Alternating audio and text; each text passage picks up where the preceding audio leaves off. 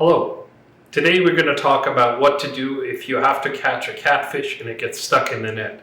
It's a common problem and there are some simple solutions. Of course, most catfish have barbs on their pectoral and dorsal fins, but there are other spines also that can cause problems. Most loaches, for example, have a spine that can be opened up under their eye, and some tetras also have a spine on their belly that can get hooked in the net. Some plecos, such as bristlenose or ancestris, also have very sharp retractable spines on their cheeks, and you have to be very careful when you handle these fish. In general, handle catfish from the front, with 2 fingers on top of the head, on either side of the dorsal fin, and your thumb on the underside, on the bone between the pectoral fins. Besides damaging the fish when you try to get it out of the net, you can seriously injure your finger with the sharp barbs on some of the catfish spines. When in doubt, wear some gloves to do this. It's a good idea to think about the spines on your fish before catching them, because once a fish is tangled in the net, getting them unstuck causes needless stress for the fish. The worst fish are African Synodontis catfish and South American Pimelodus and their relatives.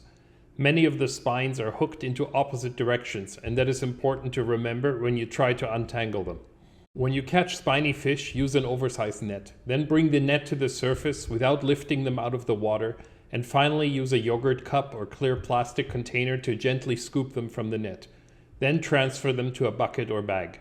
Most fish only lock and engage those spines when they feel they are being lifted from the water. If you have a fish stuck in the net, step 1 is to see if it'll untangle itself. Fish know which way to move to unlock the spines if they are hooked, and many times, especially if only 2 of the dorsal and pectoral fins are stuck, they can find a way to wiggle free. It is important that you do not have a hand on the net. Stand it up in the tank or bucket, because the fish feel the tension of your hand, and they will not try to get away if the imagined predator still has a hold of them. If that does not work, wear gloves and use a pencil to lift the net off the hooks, first on one side, then on the other. Make sure you hold the fish tight and frequently dip it in the water. If you're unable to free the fish, use a small pair of scissors and cut the net away.